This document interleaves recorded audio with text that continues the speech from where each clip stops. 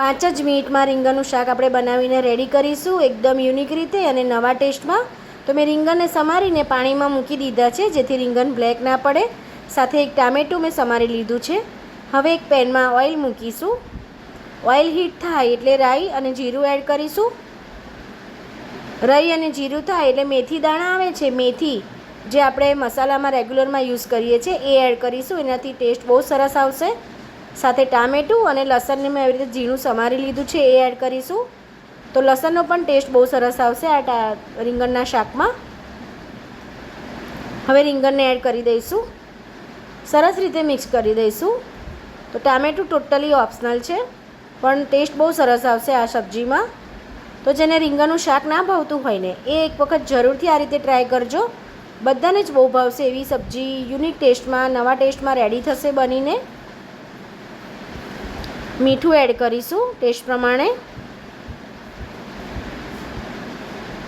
સરસ રીતે મિક્સ કરી દઈશું. હવે ઢાંકીને રહેવા દઈશું 2 થી 3 મિનિટ સુધી. તો આપણું શાક થાય ત્યાં સુધી આપણે એક પેસ્ટ બનાવી લઈશું. તો લસણની ચટણી 1 ચમચી એડ કરીશું. તો લસણની ચટણી ના હોય તો તમે લસણ ક્રશ કરેલું પણ યુઝ કરી શકો છો. સાથે ગરમ મસાલો, હળદર, ધાણા જીરું પાવડર, લાલ મરચું પાવડર અને બટર મિલ્ક એટલે કે છાશ એડ કરીશું.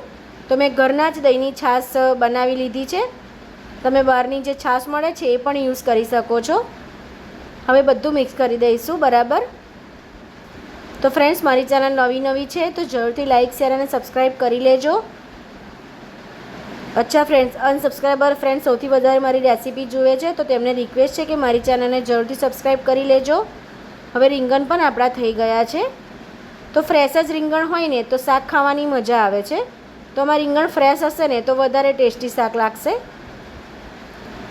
હવે જે છાશનું આપણે મસાલો એડ કર્યો એ એડ કરીશું.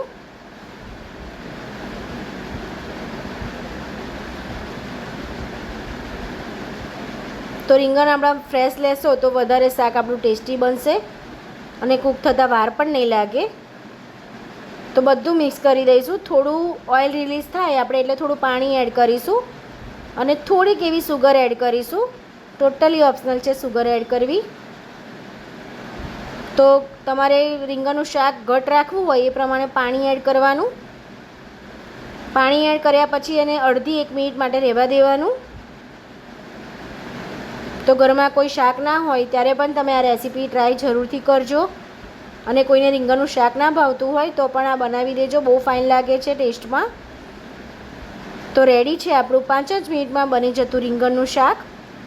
એક નવા જ ટેસ્ટમાં આપણે બનાવ્યું.